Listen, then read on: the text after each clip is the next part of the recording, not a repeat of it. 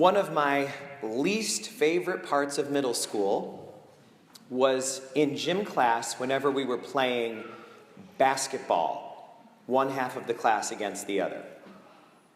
I hated that. You know how it goes. The teacher picks two captains, and everyone else stands against the wall. And then the captains take turns, one after the other, alternating, picking the team. And I knew how it was going to go. I was going to be one of the last ones chosen because I stink at playing basketball. So there I would be against the wall. And my only hope at that point was that the gym teacher would do the extra step of going to the closet and getting the big box of pennies out so that we didn't have to play shirts versus skins. Another thing I hated. Why is that experience so hard? Why do I look back on that with such regret? Because it's about rejection. That's a story about rejection. They didn't want me for their team. And whenever we're feeling rejected, there's a voice in our head that, for most of us, speaks up and says, I knew it. I knew I wasn't any good. I knew that they wouldn't want me. This just proves what I already know. Relationship rejection is probably the worst. Most of us have had a breakup. Most of us have probably at least once been dumped. Oof. And what does the voice say then? See, I knew it. I knew I wasn't lovable. I knew the more someone got to know me, the less they would like me. This just proves what I already know. Jesus today is addressing this issue, and he is teaching us subtly but powerfully what we are to do. And he does it with his first question. Who do people say that I am? And they respond, oh, John the Baptist, maybe Elijah, maybe Jeremiah. Now here's the key. How much interest does he show in that answer? How interested is he? Not at all. He doesn't care at all. He doesn't say, really? Me? Like Jeremiah? No, not at all. He doesn't care. Because the opinion of the crowd is not where he gets his identity. It doesn't matter at all. His identity came from the day of his baptism. Do you remember? He went in the water, and as he came up, the voice of the Father says, you are my beloved Son. In you, I am pleased. That's who he was. He didn't give a hoot about what the crowd said. Maya Angelou was one of the greatest poets and writers in American history, and she lived during our time. You may notice that I talk about her a lot. That's because she's one of my heroes. And stories like this are the reason why. She was interviewed by a magazine once. It was one of those breezy lifestyle magazines that, keeps it really light. The kind that you would find in a beauty parlor or an orthodontist's office. And the questions were about her life and her work and what she wrote, but they were light. And one of the questions was, Dr. Angelou, you travel so much for work and for your speaking engagements. What's something that you always bring with you wherever you go? And they probably expected, given the nature of the magazine, that she would say something like, oh, there's this great little moisturizer. I always bring it. Or there's a brand of protein bar that I'm especially fond of. But she didn't say that. She said, I'm a child of God. I bring that with me everywhere I go. That's the lesson that Jesus is giving us. It doesn't matter what the crowd says. We need to know our essential identity. But then he goes on. His next question, who do you say that I am? And Peter gets it. Peter knows who he is.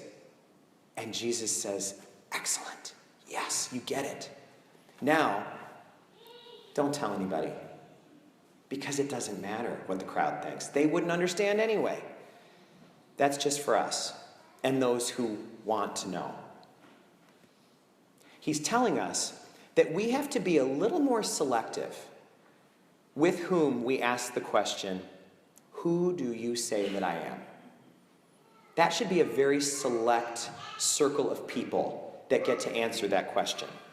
We should ask God, we should allow God to ask us, and then we should ask just a few others, an inner circle of people who know us and love us and care about us. We cannot go asking that question to just anyone. Earlier this year, I was at dinner one night at the house of a parishioner here in the village. And on the way home, I decided to swing by the office and just check to see if there were any messages. And sure enough, the red light was blinking. And I played the message, and it was from a man who had called earlier that day. And this is what he said. Father Scott, you are a fraud. You don't even deserve to be called a priest. You should take off your collar and throw it away. Now, I have to admit, if that call had come a couple of years ago, I wouldn't have slept at all that night. And if it had come a few years before that, I probably would have lost a week's worth of sleep over it. But I am happy to say that I slept that night, and it's because of this gospel. Because he was answering a question I never asked him. I never asked, who do you say that I am? And that's because he would have no way to know. He didn't know me well. What he was upset about was unimportant. And we don't even know what his motivation might have been. Could he have been telling the truth? Maybe, but he doesn't know me well enough to know. But he might well have been lying or manipulating. People do that all the time. People lie to themselves. They lie to God. Why wouldn't they lie to me? So, the only appropriate response to that kind of an attack was to just let it go, just to ignore it. He did not have the place in my life to answer that question. One author who writes about the spiritual life gives us an excellent task for putting this gospel into practice. And here's what she says. Each of us should have in our wallet a 1-inch by 1-inch card or piece of paper that has the names of the people whose opinions about us really count. 1 inch by 1 inch. Now, we're not talking an index card here, okay? That's way too big. Shrink it way down. 1 inch by 1 inch. Think of how small that is.